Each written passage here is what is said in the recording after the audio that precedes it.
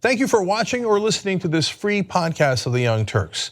We want to make sure that you get some portion of the show every day, but if you want the full show, which is actually 5 segments, come become a member and support independent media as well. tytnetwork.com/join. Meanwhile, enjoy the free podcast. All right, welcome to the Young Turks. Big show ahead for you guys. In just a couple minutes, we have Rage coming, so that's always fun. This one is directed at the Associated Press, an unlikely source. We would think that the Associated Press would be in the news business, and I want them to be in the news business, but unfortunately, apparently not, as you're gonna see in a couple of minutes. And then Politico and CNN, of course, also go after progressives. We will give you clarity on that as well, and we will defend our own. But we'll do it based on facts, and we'll be honest about our losses, but also be the only place apparently in the media that points out our wins. And when I say our, I mean, yes, progressives. And then a little bit later in the program, Cory Booker. Genuine or not genuine, progressive or not progressive? We have a couple of answers for you guys. Again, it's not based on personalities or what we think of them as human beings. It's based on facts and what their positions are. Okay, so interesting show coming up for you all. If you miss any part of it, you remember, if you become a member, you could always get all of it ad-free. tyt.com/join, and you support home of progressives. I don't know where you're gonna find another show like this or all the shows that we do in our network. Okay, I don't think there's a lot of shows right now on MSNBC defending Bernie Sanders, our revolution, just Democrats, as I'm about to do in the next 2 segments, okay? So if you want weak sauce, there's plenty of places to find it. If you want a strong defense of progressives, tyt.com/join. All right, let's go over here. So on this show, we try really, really hard to be fair. And we have a clear perspective. We never hide that. We're progressives, and we have a point of view about certain people, political parties, companies, etc. But you cannot let that get in the way of new developments, facts. So boy, do we have an interesting case of that in the case of Rex Tillerson. So I am no fan of Rex Tillerson, and I don't know any progressive that is. Rex Tillerson was the CEO of ExxonMobil. Not only did ExxonMobil pollute the environment, contribute to climate change in a devastating way, but new memos show that they knew about it for a long time and covered it up.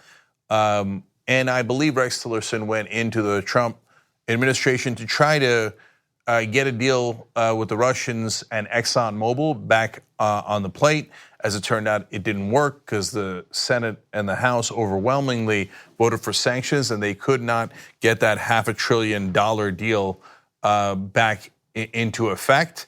So I'm telling you all that because not only am I not a fan of Rex Tillerson, there's good reason not to be a fan of Rex Tillerson, and I'll sprinkle in one more thing, his hypocrisy. So ExxonMobil is one of the leading companies in the country that does fracking. When they went to do fracking near Rex Tillerson's house in Texas, he flipped out and was like, no, literally not in my backyard. So what happened? I thought fracking was awesome. Apparently not so much when it's near your home. So all the reasons not to love Rex Tillerson. That being said, an interesting report out of The Intercept done by Alex Emmons with inside sources inside the United States government, State Department, and the White House, showing that Rex Tillerson might have been a bit of a hero in this particular case. So let me give you the facts, and then you decide for yourself, okay? So Emmons writes, in the months that followed Rex Tillerson's departure, and of course he has now left the State Department, and he was fired by Trump, press reports strongly suggested that the countries lobbying hardest for Tillerson's removal were Saudi Arabia and the United Arab Emirates, both of which were frustrated by Tillerson's attempts to mediate and end their blockade of Qatar. That's very interesting. Now, there was some curious situation around the departure of Rex Tillerson and Russia. Now, to the point about how Tillerson, I'm not positive, is the most honest actor in the world, to say the least. As soon as it was made evident that ExxonMobil did not want that deal with Russia anymore because they didn't think we could lift the sanctions, Tillerson was fired within a week of that. Okay, but to be fair to Tillerson, he disagreed with Trump on Russia and was much tougher on Russia than Trump was, and some thought that Trump might have been mad about that. But either way, even though I think that he clearly wanted that deal done, he still was honest in regards to how he dealt with Russia on behalf of the United States of America near the end. Whether that angered Trump or not is a good and open question, but apparently Russian interference is not the only thing we have to worry about, as this story explains. There are a lot of countries trying to interfere with at least our policymaking, that is for sure, let alone our elections. Now, them trying to influence us is nothing new. And every country tries to influence us, whether they're our allies or our enemies, in one way or another. But the question is, do we listen to them, and why do we listen to them? So in this case, Tillerson made some enemies in the United Arab Emirates and Saudi Arabia. Let's find out why.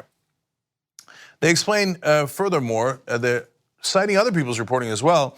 One report in the New York Times even suggested that the UAE ambassador to Washington knew that Tillerson would be forced out 3 months before he was fired in March. Now that piece of evidence is important because it goes to show you that not only did they want him out, these foreign countries, UAE and Saudi Arabia, not only did they push for it, but apparently they knew about it before the American public did.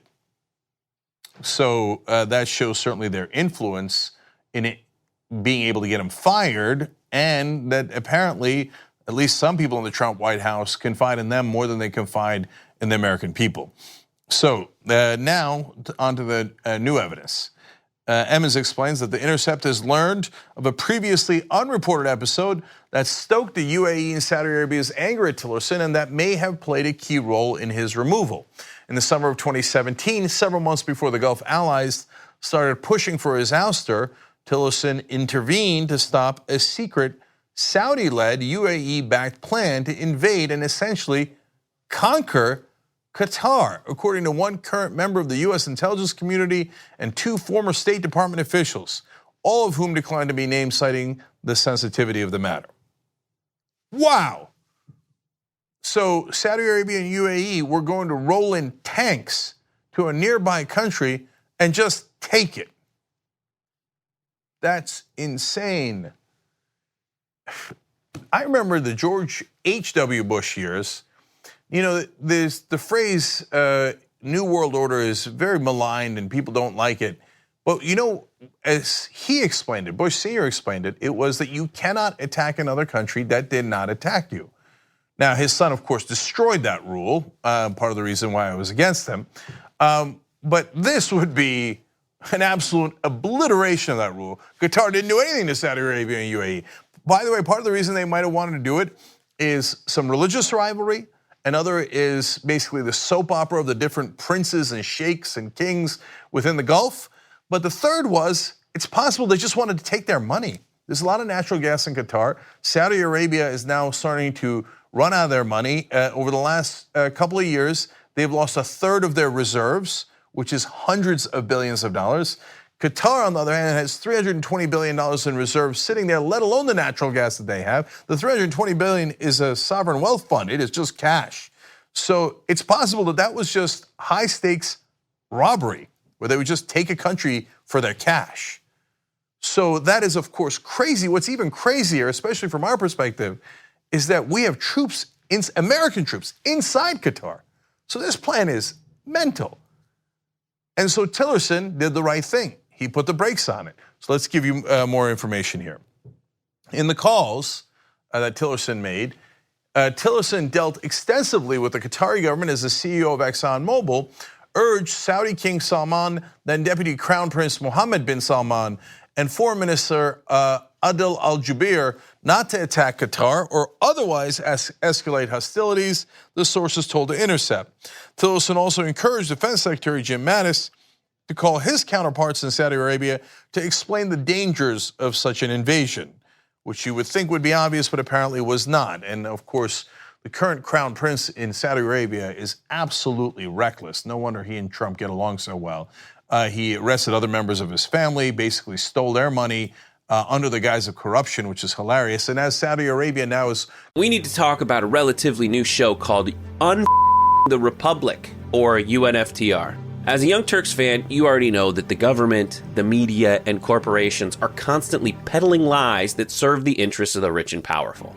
But now there's a podcast dedicated to unraveling those lies, debunking the conventional wisdom. In each episode of the Republic, or UNFTR, the host delves into a different historical episode or topic that's generally misunderstood or purposely obfuscated by the so-called powers that be, featuring in-depth research, razor-sharp commentary, and just the right amount of vulgarity. The UNFTR podcast takes a sledgehammer to what you thought you knew about some of the nation's most sacred historical cows. But don't just take my word for it. The New York Times described UNFTR as consistently compelling and educational, aiming to challenge conventional wisdom and upend the historical narratives that were taught in school. For as the great philosopher Yoda once put it, "You must unlearn what you have learned." And that's true whether you're in Jedi training or you're uprooting and exposing all the propaganda and disinformation you've been fed over the course of your lifetime. So search for UNFTR in your podcast app today and get ready to get informed, angered, and entertained all at the same time.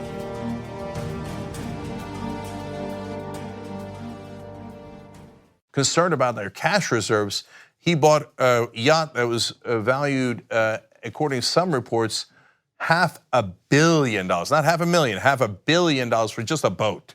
Okay, so that's this guy, and he arrested and threatened the leader of Lebanon, which is unprecedented. Basically held him hostage in Saudi Arabia when he was on a foreign visit.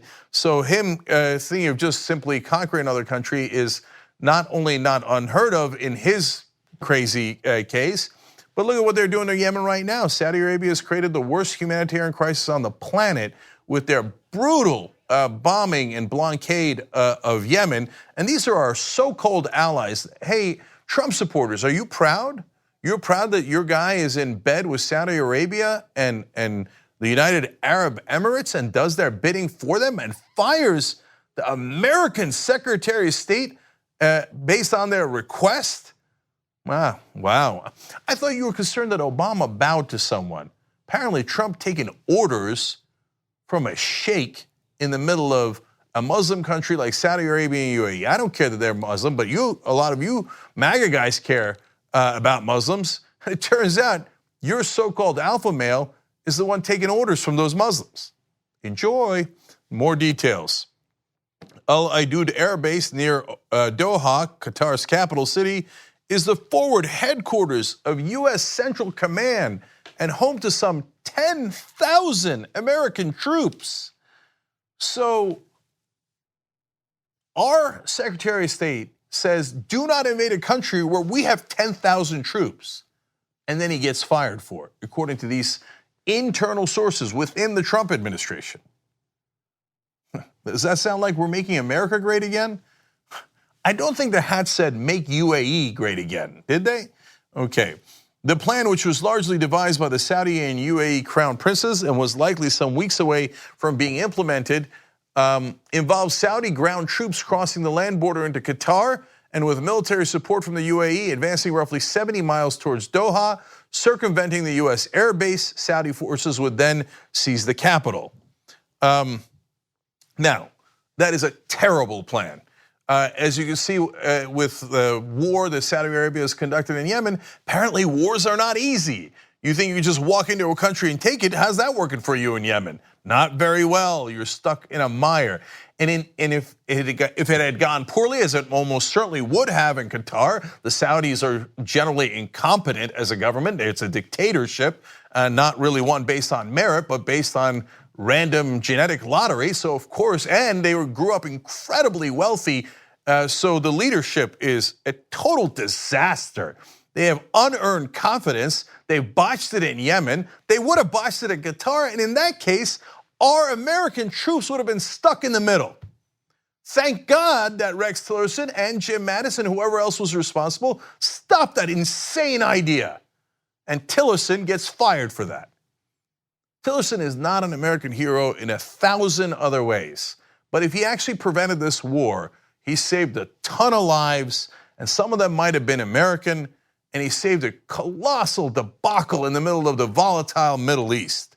Now, meanwhile, as Tillerson is trying to calm everything down and trying to explain to UAE and Saudi Arabia that, hey, America stands with Qatar, which has an American base in the middle of it, the only country in the Gulf that will allow that, right?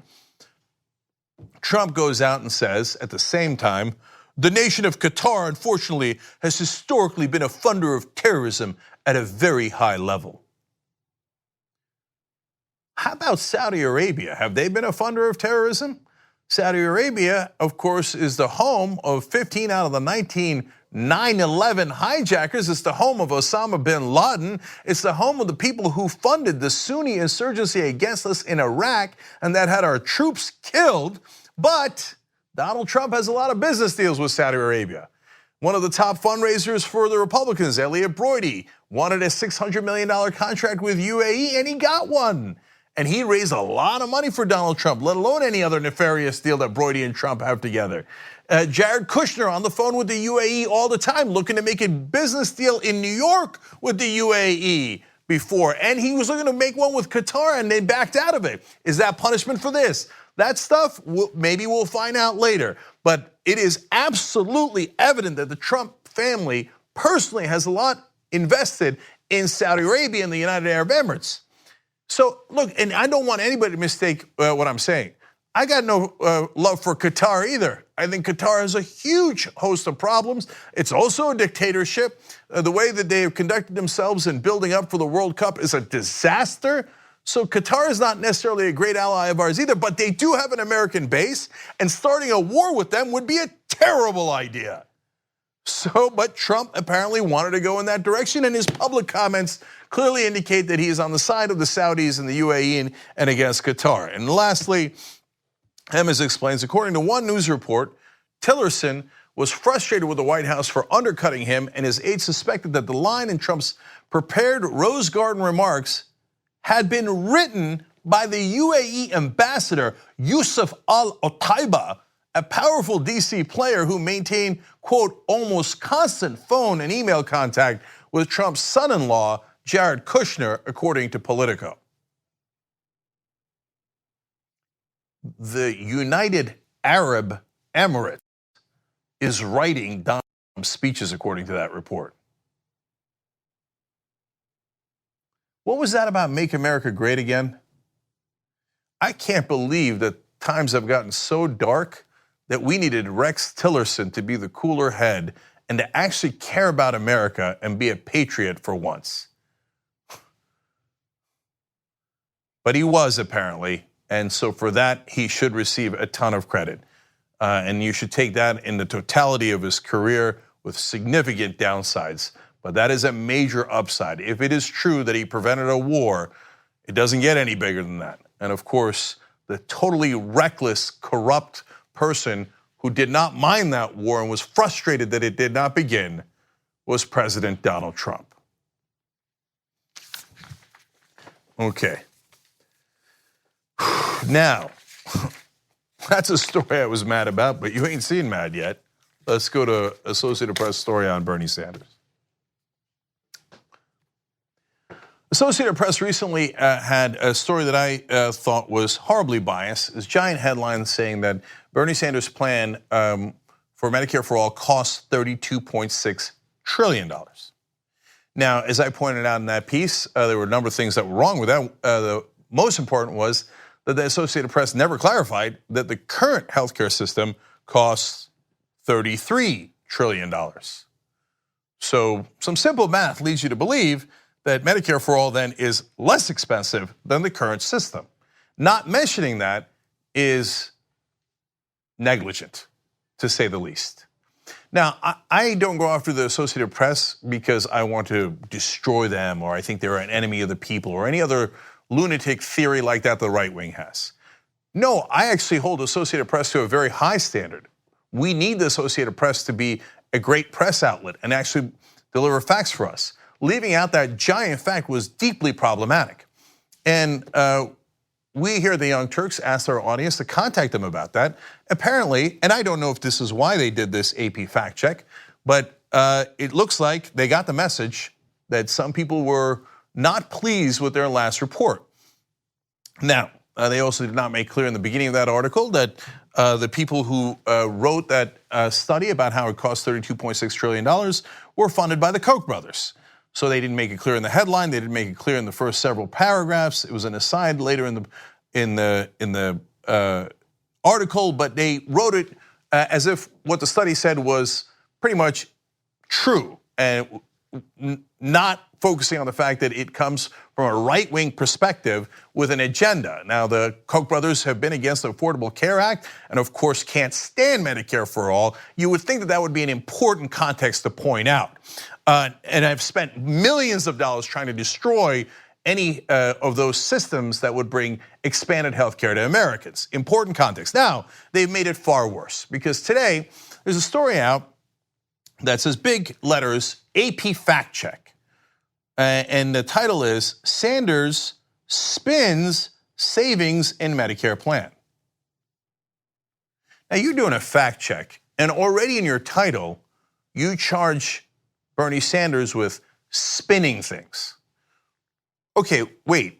At TYT, we frequently talk about all the ways that big tech companies are taking control of our online lives, constantly monitoring us and storing and selling our data. But that doesn't mean we have to let them. It's possible to stay anonymous online and hide your data from the prying eyes of big tech. And one of the best ways is with ExpressVPN. ExpressVPN hides your IP address, making your activity more difficult to trace and sell to advertisers. ExpressVPN also encrypts 100% of your network data to protect you from eavesdroppers and cyber criminals. And it's also easy to install. A single mouse click protects all your devices. But listen guys, this is important. ExpressVPN is rated #1 by CNET and Wired magazine. So take back control of your life online and secure your data with a top VPN solution available, ExpressVPN. And if you go to expressvpn.com/TYT, you can get 3 extra months for free with this exclusive link just for TYT fans. That's expressvpn.com/TYT. Check it out today. If you say, hey, look, here are his facts and here are the issues with his facts, and so that is his perspective, but we don't necessarily agree with the conclusion, that would be fair. That's a fact check, right? But already you're telling me your perspective. And you can say, hey, maybe that's their conclusion. So let's go to the body of the article and see if they did this right. So they talked about how Bernie Sanders says that Medicare for All would actually save overall about $2 trillion from the overall amount that we spend on healthcare in America. In fact, Bernie Sanders used the Koch brothers funded study to prove that. So now that is where their analysis begins. And they say the facts. They set up the what I just explained to you, and then they say the facts. Okay, great, I can't wait to see what the facts are. And remember, this doesn't come from a perspective of not liking the Associated Press or not cheering for their success. It comes from wanting them to do well and to give us real journalism. But here they go, the facts, : Sanders' vision of El Dorado in his tweet and a YouTube video is being widely echoed by supporters of a government-run national health system. Now, they might be referring to the Young Turks video that our viewers sent them, and thank you guys for sending that to them. I'm not sure though, I don't know, unlike the Associated Press, I actually care about the facts apparently. So they might be referring to a different video. That is not important. What is important is the beginning of that. You just told me this was a fact check. You had a big thing there that said in capital letters the facts. And then you started with Sanders' vision of El Dorado. What are they talking about? What is that? El Dorado is a mythical golden city. Wait, you didn't give me the facts. You just said that Bernie Sanders, you implied, lives in a mythical city, like a utopian vision of the world that is totally unrealistic. That's not a fact. That's you saying, I don't like Bernie Sanders. I think his plans to help the American people is magical and mythical. And that's my opinion. I thought this was a fact check. El Dorado? Could you imagine if they did that in an analysis of a right-winger? And boy, do they deserve it. Ted Cruz on his website for the United States Senate explained how the United Nations wants to force us into hobbit homes. We covered that years ago on the Young Turks. Now, there was no fact check about how Ted Cruz lives in a maniacal, mythical world where the United Nations is gonna put us in hobbit homes. That's a direct quote from Cruz's old website, hobbit homes. That's apparently not El Dorado. Why do they hesitate when it comes to the right wing? Oh no, the right wing's gonna call us liberal. They're gonna call us liberal. Don't be real with them. But as soon as there's a program to help you guys, El Dorado, like you can help the American people, was to $2 trillion tax cut for the rich. That was not El Dorado. That put it, according to the latest estimates, and by the way, do your job. Why don't you write an El Dorado piece of fact check on the Republican tax plan? It has increased from 1.5 to 1.9 trillion dollars that it's gonna cost us, but that was not El Dorado. The Republicans said over and over again, oh, we care about deficits, we care about deficits. Then they put a $2 trillion hole in our budget that created a massive deficit.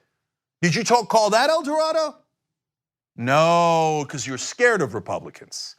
And you're so scared you refuse to do your job. Besides which, it's not just that. You can see in every word of this article, the disdain that the mainstream media has for progressives dripping from every word. So, okay, that is a terrible, gratuitous beginning to a so-called fact check. But let's go further. Let's be fair. Did they actually talk about facts and did they disprove Bernie Sanders? So let's go forward. It's a short article because they don't have the facts on their side. So I'm gonna quote almost all of it, but it's quick.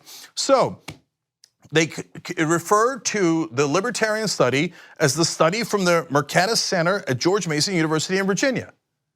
In their fact check, they do not mention at all that the study is funded by the Koch brothers. The Koch brothers who have spent millions of dollars trying to destroy the Affordable Care Act, let alone Medicare for all. They never mention that.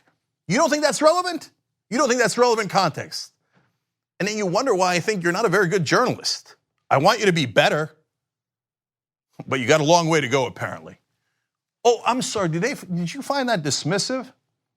Because I thought this was fairly dismissive. So please don't cry. Okay, I'm gonna go forward. The study, they say, found that if hospitals and doctors were willing to accept Medicare-based payments of 40% less for patients who currently have private insurance, then projected US healthcare spending would decline by about 3% from 2022 to 2031, or $2.05 trillion. You know what that means? That means Bernie Sanders was right. They just told you in their own fact check that not Bernie Sanders' study, the Koch brothers study does show that if we do Medicare for all and we use Medicare rates, it saves $2 trillion for the country. So did they declare Bernie Sanders is right? No, they did the opposite. And then here comes another dismissive line. Quote, that's the number Sanders is celebrating. No, that's the number Sanders is quoting. That's a fact from their own study. I think the study actually is biased. We would save a lot more than $2 trillion, and there are other studies to indicate that. But you don't talk about that. You say, oh, I guess that's the one you're celebrating. Okay, so what are the facts? For God's sake, are you ever gonna do any facts in your fact check? So let me quote them at length to see if we can find anything, okay? So they say, but the study also said, if medical providers continue to be paid about the same as now, US healthcare spending would increase by $3.25 trillion over 10 years under Medicare for all. It works to about 5% more. So you just said the study says if you do Medicare for all with Medicare rules, you will save $2 trillion.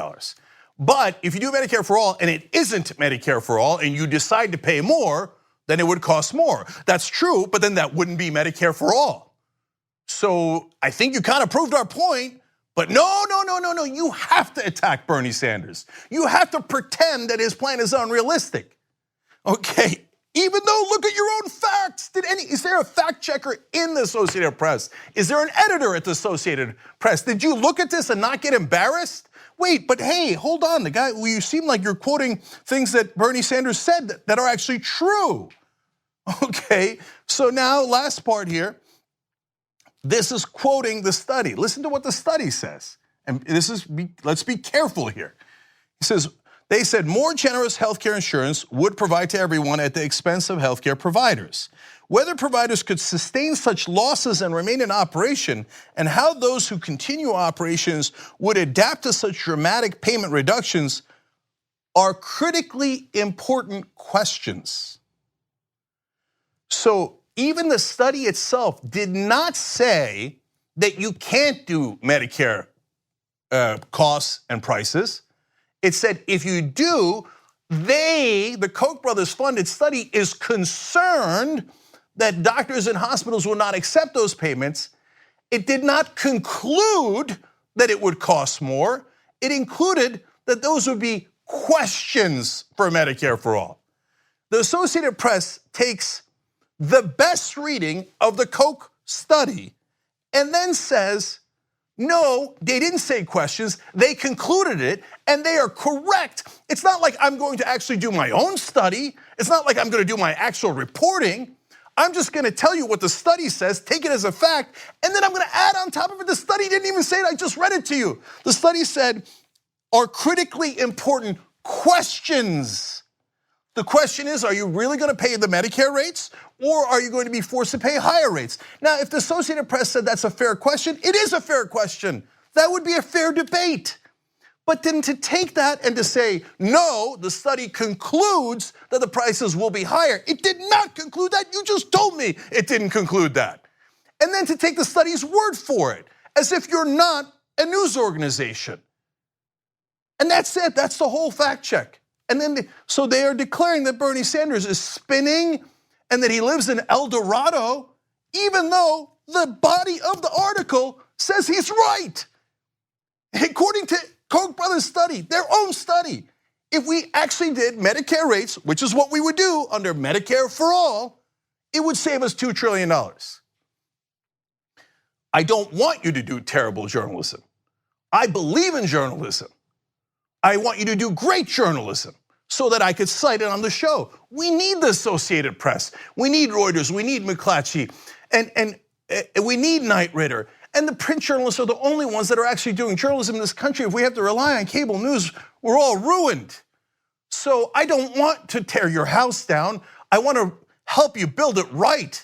But if your disdain for progressives leads to such a monumental bias that you attack all progressive ideas despite the facts that are in your own story, then I have got to question whether you're a good journalist. This certainly proves otherwise. If you don't like that, don't look at us and get upset. Look in the mirror. Actually have some editors get together at the Associated Press and go, wait a minute, it appears that their point is based on the facts. Now I can get upset and you can say, well, hey, you're upset, so I'm not gonna listen to you. Okay, that's fair. It's not fair, that makes no sense. But I know that that's, uncivil, he raised his voice. What are the goddamn facts? That's your job. We have a perspective and we're clear about it, but we never twist the facts to suit our perspective. We tell you what they are. I mean, to ask the Associated Press to do likewise is the bare minimum of what they should do. This was abhorrent, and unfortunately, a lot of the mainstream press, and they don't know it, and it's not a conspiracy, but in their groupthink, in their bubble, in their minds, the right wing is to be feared and respected. The establishment is to be revered. The status quo, the politicians, the Pentagon, official sources, revered. Progressives, disdain, dismissive, irrelevant, to be attacked and mocked. And that's no longer our opinion, you just showed it yourself with this disastrous so-called fact check with absolutely no facts. Young Turks.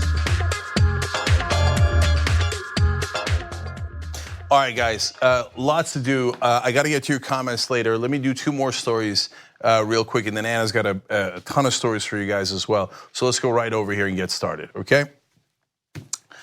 So CNN, Politico, and a lot of other organizations covered the Tuesday elections, some more fairly than others. And in Tuesday's elections for progressives, there were some excellent wins, there were some disheartening losses, and it was a mixed bag. And if you reported that way, that is true.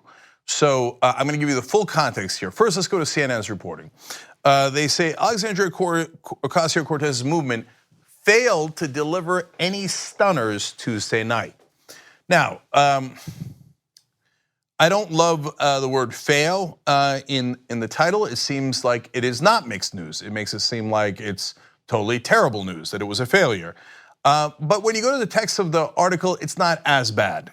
So they say there were no major surprises. I would argue that Jamie Schoolcraft winning was a very nice surprise. I'll tell you about him in a second. Rashida Tlaib was in 5th place and went to 1st. I would argue that was a surprise, but that's not an overly offensive thing to say. It's if off, it's off by a little bit. They explained that another Sanders and Ocasio-Cortez favorite, James Thompson, won comfortably. So that at least gives some context for some of the victories. So that's also good. I'm trying to be fair here and giving you all sides, the negative and the positive, for how this coverage went in the mainstream media. And then they explained the most heartening result for leftists came in Michigan's 13th congressional district, where former state lawmaker Rashida Tlaib outlasted a crowded field. And that's good, that's great. So they mentioned Thompson and they mentioned Tlaib. So now overall they painted one of general failure. They mentioned 2 of the winners. I guess my expectations for the mainstream media is low enough that I found that almost to be a relief. Politico, of course, was far, far worse. Lately, the Associated Press, which should be the bastion of objectivity, has been unfortunately quite bad at how they report on progressives, and I would argue, in fact, biased. But I want to give full context here. So it's not true that the night was a bad one. In fact, there were a great many victories for progressives throughout the night, including for Working Families Party, Our Revolution, which we'll get to in a second, PCCC, and certainly the Just Democrats. And McCullough was defeated in Missouri. He's one of the worst prosecutors in the country, and he's the one that basically helped the police evade justice in the Michael Brown case. So that was a great victory for progressives. But just on Justice Democrats alone, there was 13 races. One is still not decided, believe it or not, in Washington's 9th district. So of the 12 that have been decided, if you looked at the CNN article, you would have gotten the impression that the Just Democrats lost the overwhelming majority. But that is not true. They actually went 6 for 12. So they literally won half the races. That actually sounds pretty good. So let me show you the winners, just to help out here. James Thompson, as they mentioned, in Kansas' 4th, a great victory, closed what was a 27-point victory for the Republicans in that district in a special election, down to 6. And now that he's won his primary, I think he's in great shape to actually win that race in the general election, and he has moved on. Matt Morgan in Michigan's 1st district, another Justice Democrat, and that means no corporate PAC money and a progressive platform, also won. Rob Davison, Michigan's 2nd district, also won. Now those races were not surprises, that is true, okay? Now James Thompson with a nice solid victory, but he was also expected to win. Rashida Tlaib was definitely a surprise, certainly from the beginning of the process. Like I said, she was in 5th place. She kept moving up, and eventually winning a very close race. So that's victory number 4. The person they didn't mention at all is Jamie Schoolcraft. Now, I think that's the most interesting case. He's in Missouri 7th. He was outspent 2-1. So he barely won, right? Because you already know he's a winner. No, he didn't barely win. He won by 30 points. I would count that as a significant surprise. How much coverage has Jamie Schoolcraft gotten? Outside of the Young Turks, I don't know that he's gotten any coverage. He won by 30 points after being massively outspent. And the final victory was Pramila Jayapal. She is an incumbent. That was also not a surprise, again, to be fair to CNN, but she is a Justice Democrat and likely will be part of that caucus in the next Congress. So overall, not terrible coverage by CNN, and they had some caveats in there, but I thought obviously, if you give the full context, you see that there was significant progressive victories, and overall the night was split. And don't get me wrong, I've already told you this for 2 days straight, but I'll say it in the context of this stories too. There were painful losses. Cori Bush, Brent Welder, Abdul El-Sayed. So there was some painful losses and some wonderful victories. That's the reality. So now we go to Politico, where you are not going to get the reality. So they paint it as a Bernie issue. And their headline, unsurprising given that it's Politico and their enormous disdain and bias against Bernie Sanders, is Bernie and his army are losing 2018. How's that for context? Okay, and just in case you weren't clear on where they stand, they are not going to give you the full picture. Instead, in the body of the article, they have lines like this over and over again. Bernie Sanders is sputtering, okay. Now, Politico did a hit job on Our Revolution earlier. Again, they omitted all their victories and only focused on their losses.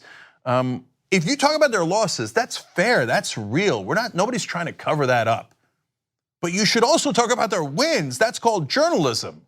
What you're doing is, as usual, and I know that the people in Washington think this is crazy, like, oh my God. But yes, you are biased against progressives.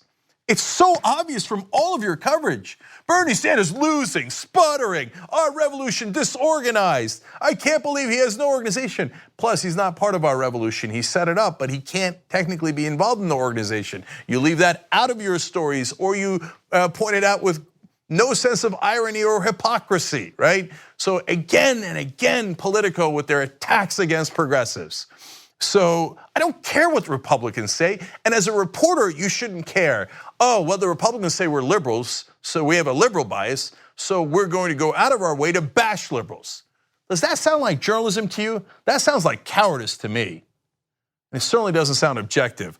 So, again, I'm going to give you the full context here in a second. They go on to say 2 years after his defeat in the 2016 presidential primary, the Vermont senator has amassed a growing string of losses in races in which he has intervened. This is so-called reporter David Siders. And then they go on to say, you get the whole sense of it here. Sanders also campaigned for James Thompson, who won his primary in a less competitive Kansas House district Tuesday. And Our Revolution endorsed candidates have already won local contests elsewhere. Now, I give you that because I'm trying to be fair to them. That was their only caveat for lost, the sputtering, terrible.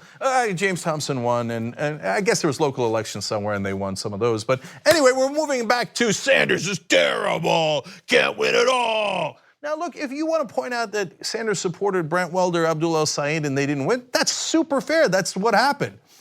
But if you don't talk about the victories, well then I have to question whether you're biased. Why are you leaving out the victories? Now, it's not like Politico doesn't know that Bernie Sanders started Our Revolution. They did a giant hit job just a little while ago saying that everything that Our Revolution did can be pinned on Bernie Sanders and it's Bernie Sanders' fault. You can go back and read that story. That's a fact that they wrote that. So why don't you look at how Our Revolution did on Tuesday night? Oh, if you had asked them, if you were an actual reporter, you might have found out they won a lot of races. So just like the Just Democrats went about 50-50. They won 6 out of 12 that are decided.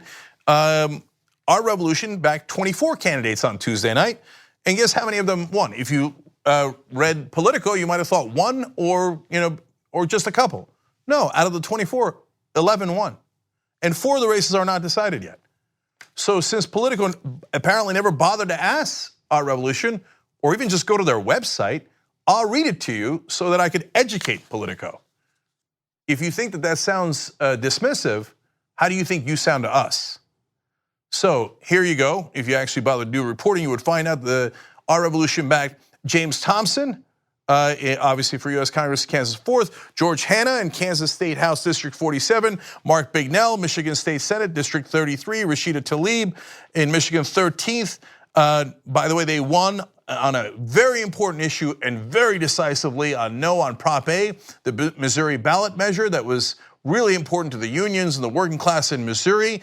A resounding victory, which Politico seems to have forgotten about in bashing Our Revolution and Bernie Sanders again. Adrian Plank, Missouri State House District 47. Michaela Skelton, Missouri State House District 50. Curtis Wild, Missouri State House District 107. Pramila Jayapal, U.S. Congress, Washington 7th. Victor Minharas, Thurston County Prosecutor in Washington. Aaron Frazier, Washington State House District 19. Jessa Lewis, Washington State Senate District 6. So don't tell me that you do objective reporting, because you don't. You don't even do neutral reporting. I used to criticize organizations like Politico because they would just say, oh, well, he said, she said, the Republicans say this, the Democrats say that. I mean, how would I know? What am I, a reporter? No, who cares what the Republicans say and the Democrats say? What is the reality? In this case, if you had the so-called liberal bias, you would have talked about all the victories and not mentioned the losses at all. We have a perspective, we're progressive, we're honest about that. But you think we covered up the losses? No, those losses were really, really painful. We talked about them all night long. But we also talked about the victories. Because unlike you, we might have a perspective where we're not biased. And we're not looking to cover up the truth, because that wouldn't help our audience. So what's your excuse, Politico? So within the context of these stories, and there's more where this came from in the mainstream media, the CNN story seems benign. I think they could have done a better job of giving context, but I'm being fair to them. Whereas the Politico story was yet another hatchet job against Bernie Sanders and progressives, our revolution, and all of these organizations. Because they're biased. They don't like progressives. Almost all of their stories attack progressives. And that's the reality, and I just proved it. And by the way, since the last time I did the story about their last hatchet job, I challenged them. All right, well, show us any stories you wrote that was actually fair, not positive, not something that skews artificially in favor of progressives. Just give me any story that you wrote that was in any way earned in a positive way or fair towards progressives. Nothing, nothing. When there's an opportunity to bash progressives, Politico will show up every time. When progressives have victories, gee, I wonder if you're biased. Politico takes ads from giant corporations all day long and then supports corporate politicians. How dare you mention that bias? How dare you? That's our living. We make all the money from these people who support the corporate politicians.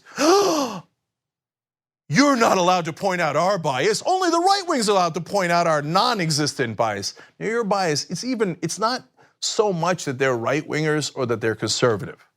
It's that they cater to their advertisers, they cater to corporations, they cater to the status quo. If anything, they have a really deep-seated establishment bias. If it comes from an established government official, the White House, the Pentagon, a corporation, a politician, someone they find official. Oh yes, absolutely, sir, absolutely, sir. Progressives are trying to challenge the establishment. Sputtering, losses. I'm not gonna tell you about their wins. Politico is one of the worst organizations in mainstream media. So don't believe the hype. We're not like the right wing. We don't want the Politicos of the world to be terrible at their job. We want them to be good at their job. We want good, strong, healthy journalism, but it ain't Politico. Okay, now I'm gonna give you one last thing here. I got worked up, man. I got worked up, okay. Kaniela Ing has an election on Saturday. That is unusual. That is the state of Hawaii, where they actually care if you vote. In fact, mail-in ballots are available in Hawaii, partly because Kaniela Ing, as a state legislator, sponsored that resolution and got it passed. His election is coming up on Saturday, so here comes the Justice League. Alexandria Ocasio-Cortez changed her schedule. She had attended Netroots. She came here, she was on the Young Turks, she went to Netroots. She was supposed to go back home. She said, no, I'm gonna go help my fellow Justice Democrat, Kaniela Ing. So tonight, there is a rally in Hawaii. Ocasio-Cortez lands in Hawaii. They go immediately, and you need to go and join them. Doors open at 5:30 Hawaiian time, 6:30 the event begins. You must RSVP there, and you could watch. If you don't live in Hawaii, you could watch it on Facebook.com/RebelHQ. As always, we will be streaming all of these progressive events, and we stream all of them at facebook.com/rebelhq. Famous Hawaiian singer Tavana is also going to be there. He is going to join them, and I love when progressives stick up for each other, and especially Ocasio-Cortez, who goes out of her way to make sure she helps fellow progressives, fellow Justice Democrats. All these scathing articles in Politico, Associated Press, etc., about the losses on Tuesday night for progressives, not mentioning the wins, right? And then they question her on it, and they say, hey, why are you still out there? And and they try to basically shame her and other progressives over what happened on Tuesday night. Again, if you weren't paying attention or you watched the mainstream media, you probably got implicitly lied to. The reality is half of the Justice Democrats candidates won, half of our revolution candidates won. You don't get that perspective at all from the press. But even so, there was a quote that I really liked from Alexandria. She said, wins in the short term are important, mile markers and necessary to building power. But you can't be afraid of loss. Fear keeps people from accomplishing great things. I love that quote. Because a regular politician, the last poll that was taken, Kaniela is not winning. He can win. You have to go out there and vote. And we think the volunteers can make a huge difference. Go to his website, volunteer there. That can make a huge difference. This rally can make a huge difference. And he totally has a chance of winning if you get involved. That is absolutely possible.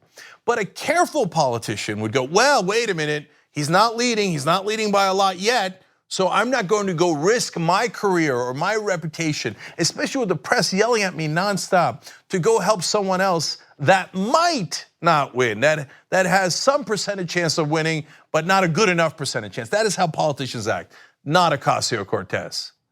She said, no, I'm gonna go help that fellow progressive. I don't care what you think his chances of winning are. I know that they're less if I don't go to help him, if other progressives don't go to help him. So whatever you do, go to KanielaIng.com, get involved, go to this rally, it's tonight. So you have plenty of time in Hawaiian time right now. Obviously that'll be 8:30 Pacific time, but in Hawaii it's at 5:30. Attend the rally, RSVP, watch it on Facebook. But most importantly, volunteer and vote. If you want progressives, you have to actually show up and make sure that they win. Kaniela Ing is a just Democrat, no corporate PAC money, uncorrupted. The rest of the people in that race are some of the most conservative Democrats in the country. Hawaii is a deeply progressive state. There's no reason why they should elect private prison lobbyists. Yes, he's up against private prison lobbyists in the Democratic primary. That's crazy. Go vote for a progressive who's actually gonna fight for you. And now Ocasio-Cortez coming to help him in that fight. That's the kind of unity I love. So if Ing wins, that would be another person in the Justice League. As I have been telling you today, 6 Justice Democrats won on Tuesday. So there are now 18 going towards general election, and the Justice League grows. JusticeDemocrats.com/Kaniela Ing is another way that you can get involved. He needs your donations and your volunteer time to overcome the corporate money that his other so-called Democrats have in his primary. So let's go out there and fight for our own, just like Ocasio-Cortez's. All right, I gotta take a break. We got a lot more news for you when we return. You're right in the middle of this podcast. We got another great segment coming up for you. If you'd like the full show, which is actually 5 segments, go to tytnetwork.com/join. You become a member, you support the show, you support independent media, and you get the whole 2-hour show ad-free every day. Let's go do it now.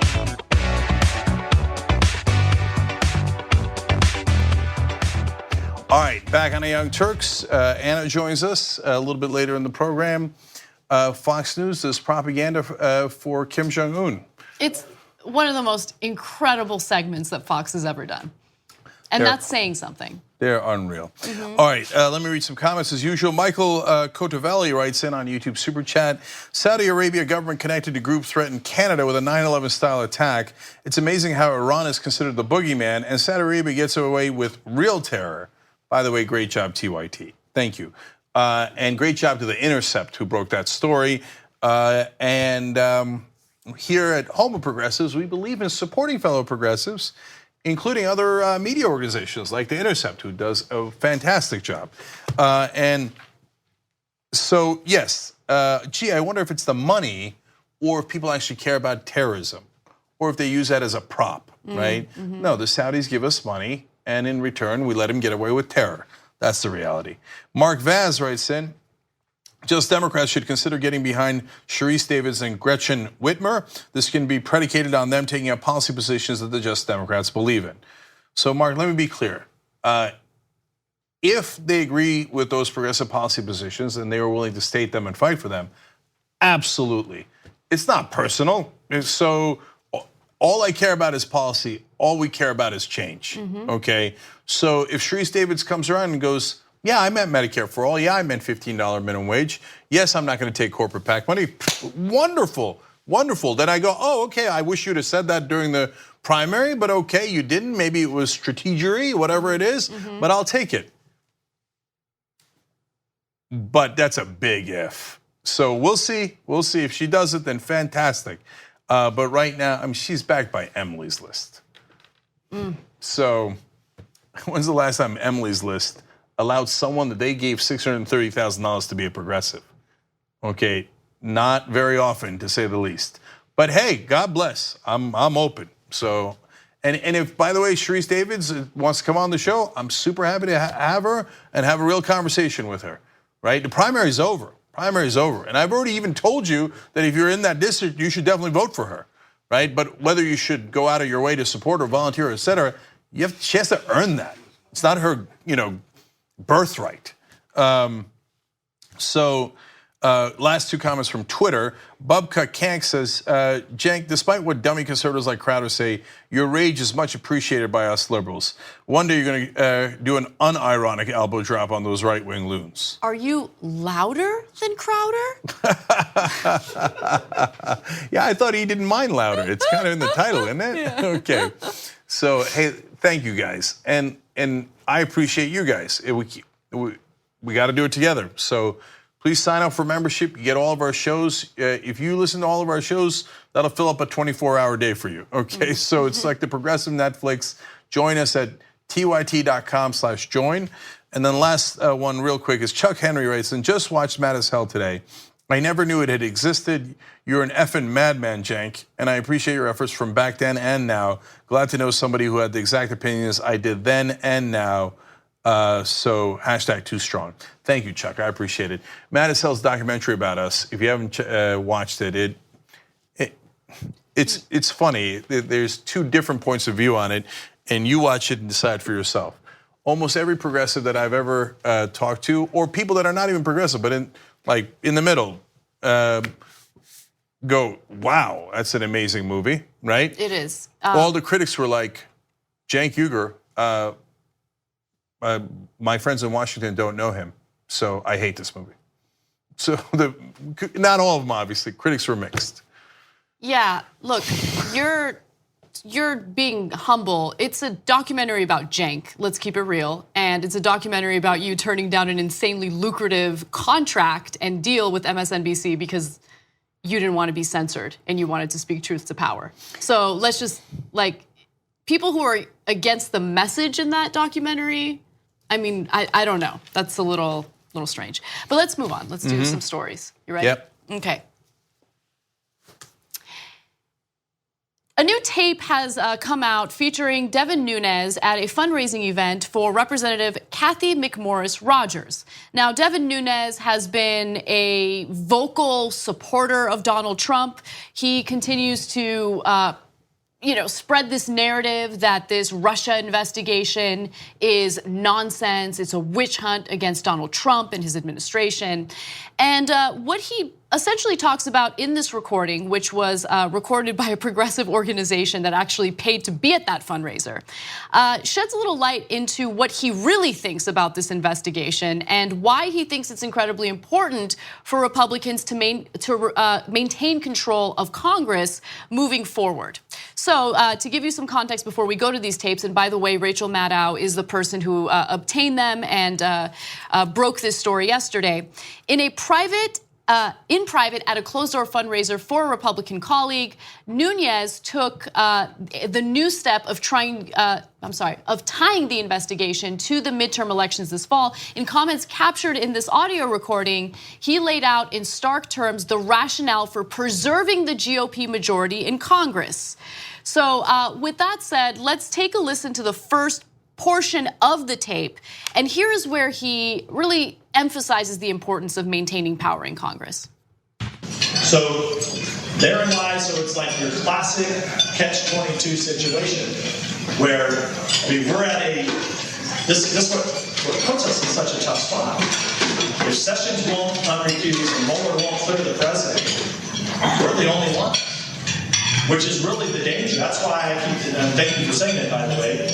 I mean, we have to keep all these secrets. We have to keep the majority. If we do not keep the majority, all of this goes away. Okay, so a couple of things that we get out of that. First of all, when he says we have to keep the majority, there's nothing wrong with that. It's a fundraiser for a fellow Republican, and of course the Republicans want to keep the majority. That makes sense. When he says we're in a catch-22, he apparently does not understand what the phrase catch-22 means. Catch-22 is you're basically in a tight spot either way. In this case, no, you're just saying we're in a tough spot, not either way. Anyway, it's a minor thing, but another Nunes imbecile comment, and he struggles with the English language. Okay, but that's like his friend Donald Trump. Obviously, the relevant part is if Sessions won't recuse himself and Mueller won't clear Trump, then we're the only ones who could stop it. Wait, if Mueller doesn't clear him, that means he's guilty. That he did that the special counsel thought he broke the law and is guilty. And you're saying here, don't worry, we'll stop it. Not, by the way, not even we'll look at what Mueller said and what the evidence that he presents and then do our constitutional duty, which might be to then fight him because we don't agree, right? Yeah. It was, no, we're not gonna look at the evidence. Our job is to make sure we support Trump no matter what the evidence is and if he broke the law or didn't break the law. So make sure that you put us back in charge so that we can make sure basically Trump is above the law.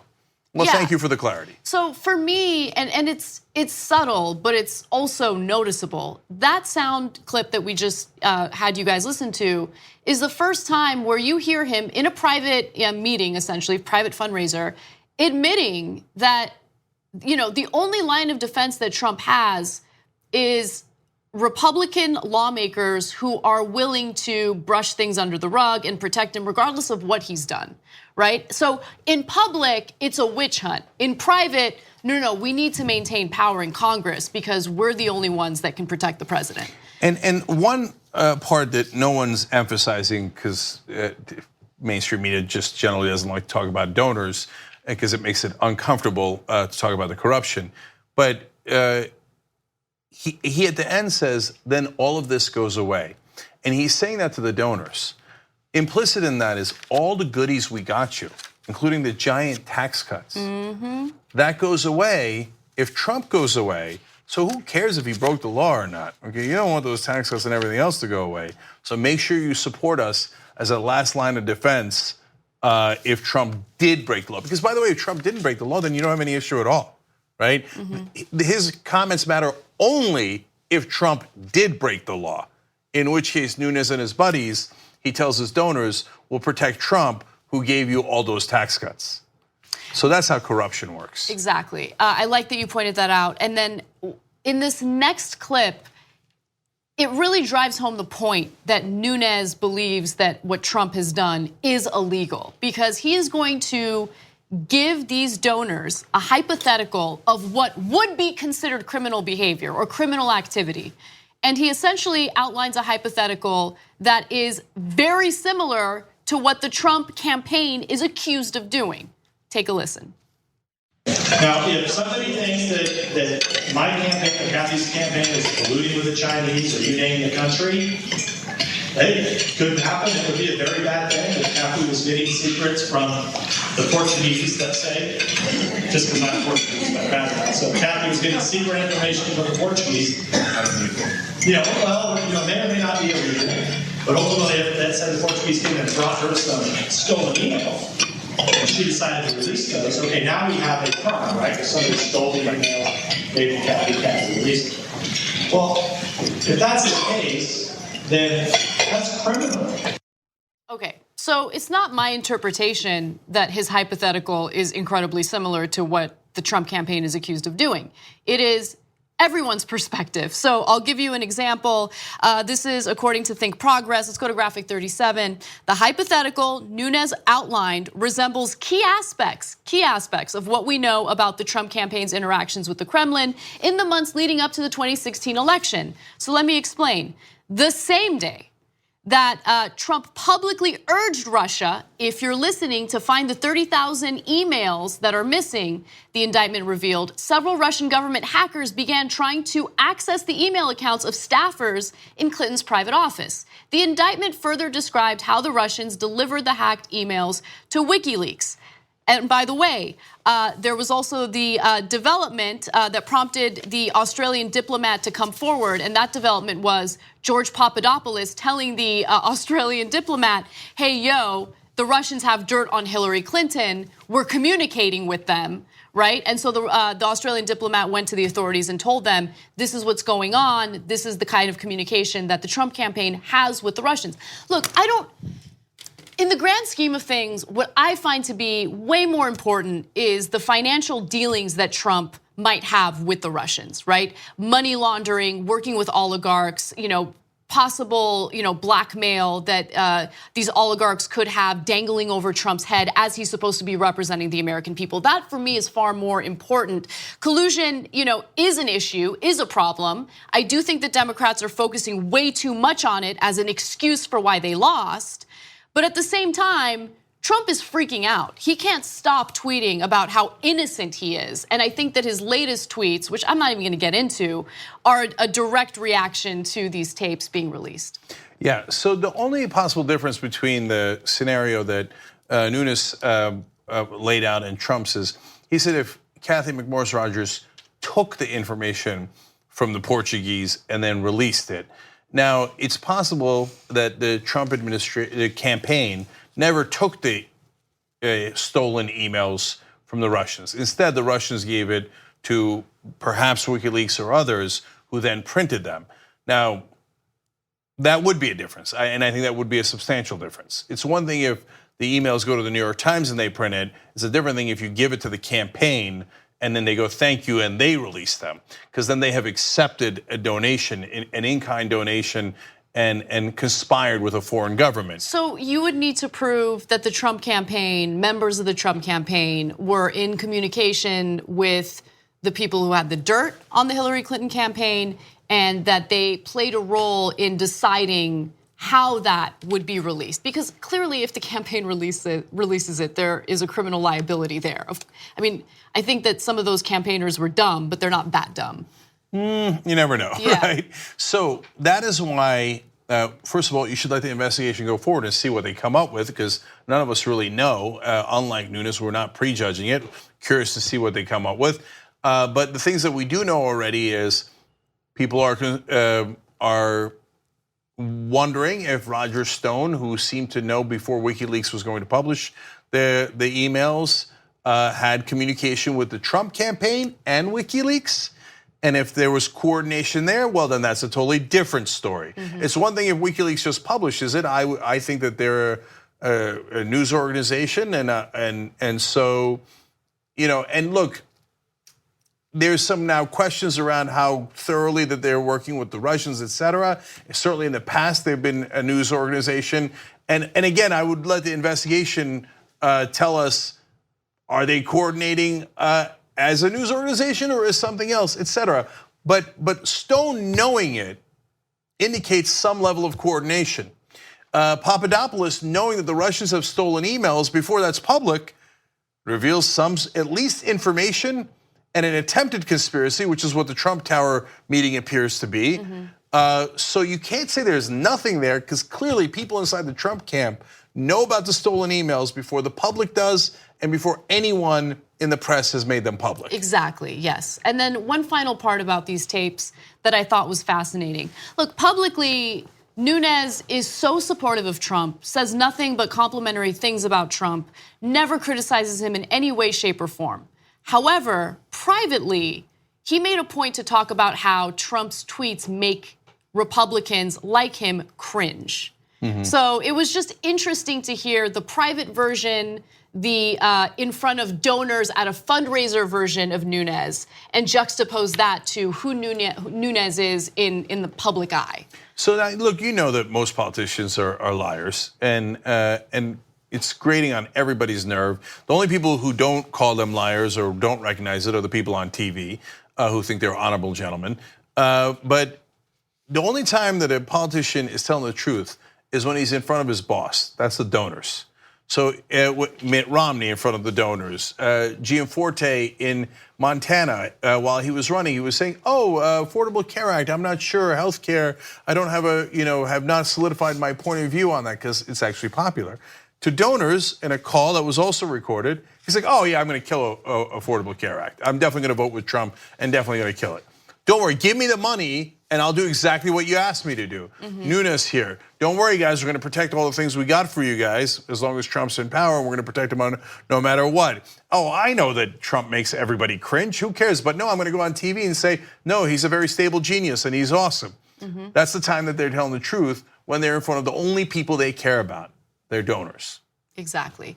Now, I want to be fair, so I'll go ahead and read the statement from a spokesman for Nunes, and they are blaming this all on left-wing spin, because it was the left wing who forced Nunes to make these statements in front of donors. Anyway, the statement is, it's unsurprising to see the left-wing media spin Chairman Nunes's routine observations as some nefarious plot, since these same media outlets spent the last year and a half touting a non-existent Russia collusion conspiracy. Doesn't seem like Nunes thinks it's a non-existent issue. Seems like he knows it's an existent issue. It's a real issue, and that's why he's urging, the donors to keep supporting lawmakers, Republican lawmakers, who will go ahead and brush all of this under the rug for them. And the last irony there is Nunes to the donors says, "Don't worry, we'll cover up for Trump." And then his spokesman says, "I can't believe you would say that that's what he said. By the way, the Russian investigation is a conspiracy and a hoax, which is covering up for Trump, which is exactly what we said Nunes was doing. So thank you for proving our point." Yeah, they're just not bright. But anyway, we got to take a break. When we come back, we're equal opportunity critics of lawmakers, and Cory Booker's next. You don't want to miss this. Thanks for watching or listening to this free version of the Young Turks podcast. You know that the full show is at tytnetwork.com/join. If you become a member, you get the full show ad-free. We love you for watching or listening either way. There's gonna be a new free podcast tomorrow. You can keep on doing that. But if you wanna get the full show ad-free, tytnetwork.com/join. Thanks for listening to the full episode of The Young Turks. Support our work, listen ad-free, access members-only bonus content, and more by subscribing to Apple Podcasts at apple.co/TYT. I'm your host, Cenk Uygur, and I'll see you soon.